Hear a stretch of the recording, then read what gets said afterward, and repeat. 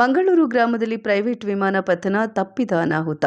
ವಿಜಯಪುರ ಜಿಲ್ಲೆಯ ಬಬಲೇಶ್ವರ ತಾಲೂಕಿನ ಮಂಗಳೂರು ಗ್ರಾಮದಲ್ಲಿ ಖಾಸಗಿ ಜೆಟ್ ಲಘು ವಿಮಾನವೊಂದು ಫೆಬ್ರವರಿ 8 ರವಿವಾರ ಮಧ್ಯಾಹ್ನ ಪತನಗೊಂಡಿದೆ. ರೆಡ್ ಬರ್ಡ್ ಏವಿಯೇಷನ್ ಸಂಸ್ಥೆಗೆ ಸೇರಿದ ಸೆಸ್ನಾ 172 ಟ್ಯಾಂಗೋ ಚಾರ್ಲಿ ಹೆಸರಿನ ಈ ಪ್ರೈವೇಟ್ ಜೆಟ್ ಪತನಗೊಂಡಿದ್ದು, ಈ ವಿಮಾನದಲ್ಲಿ ಇಬ್ಬರು ಪ್ರಯಾಣ ಮಾಡ್ತಾ ಇದ್ರು. ಇಬ್ಬರಿಗೂ ತೀವ್ರ ಗಾಯಗಳಾಗಿದೆ ಅಂತ ತಿಳಿದು ಬಂದಿದೆ.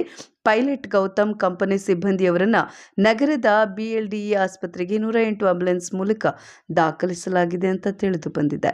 ಕಲಬುರಗಿಯಿಂದ ಬೆಳಗಾವಿಗೆ ತೆರಳುತ್ತಾ ಇದ್ದ ವೇಳೆ ಜೆಟ್ ವಿಮಾನ ಪತನಗೊಂಡು ಇಬ್ಬರು ಪೈಲಟ್ಗಳು ಪ್ರಾಣಾಪಾಯದಿಂದ ಪಾರಾಗಿದೆ ಅಂತ ವರದಿಯಾಗಿದೆ. ಮೂಲಗಳ ಪ್ರಕಾರ ಇಂಧನ ಖಾಲಿಯಾದ ಕಾರಣ ವಿಮಾನ ಜಮೀನಿನಲ್ಲಿ ಪತನಗೊಂಡಿದೆ ಎನ್ನಲಾಗಿದೆ.